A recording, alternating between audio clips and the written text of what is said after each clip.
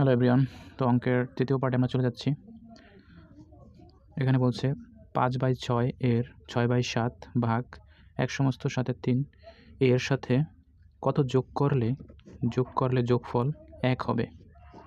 তাহলে আমরা স্বাভাবিকভাবে করতে পারি 5/6 এর মানে আমরা জানি গুণ 6/7 আর ভাগকে যদি আমরা গুণ চিহ্ন দিই, যেটা সিম্পলি আমরা ভাগ রাখি, আগে আমরা সমস্ত ভাঙাই, 7 থাকে 7 আর 3 10, 10/7।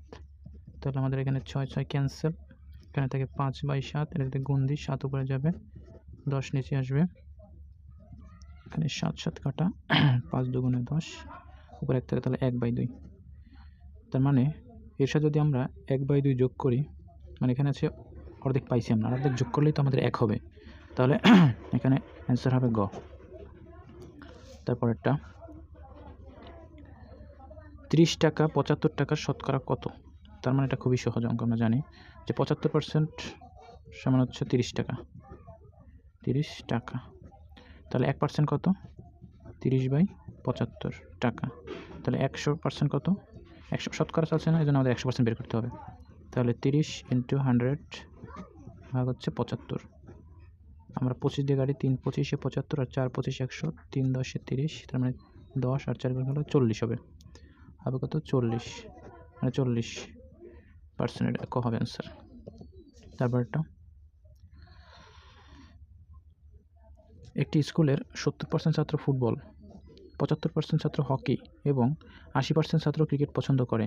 ওই স্কুলের কত শতাংশ 3টি খেলাই পছন্দ করে?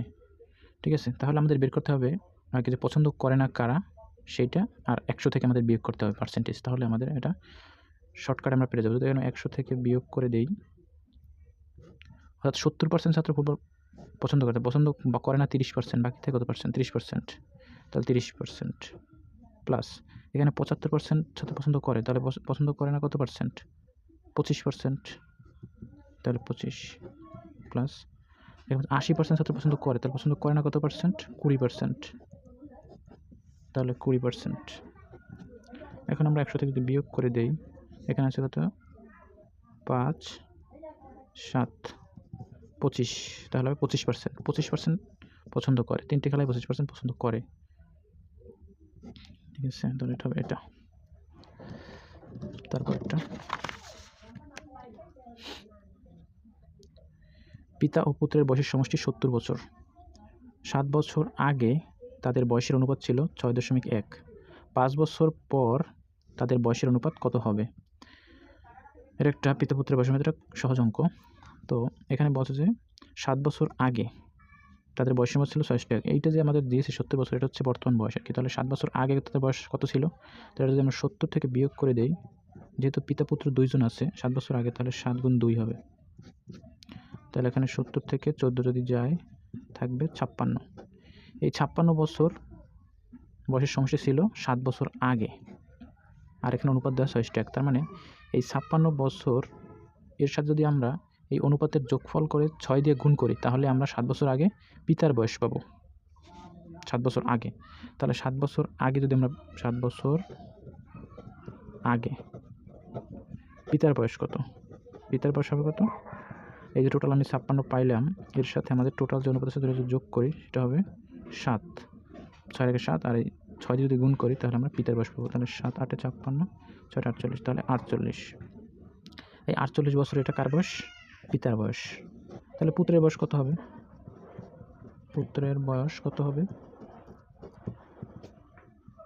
56 × 1/7, 8 বছর। এই যে 8 বছর আর এই যে 48 বছর, এটা তো 7 বছর আগে, 7 বছর আগের বয়স। এখন বলছে 5 বছর পর কত হবে? তাহলে এই 7 বছর যদি আমি তার সাথে যোগ করি, এর সাথে যদি 7 যোগ করি, তাহলে হবে বর্তমান বয়স।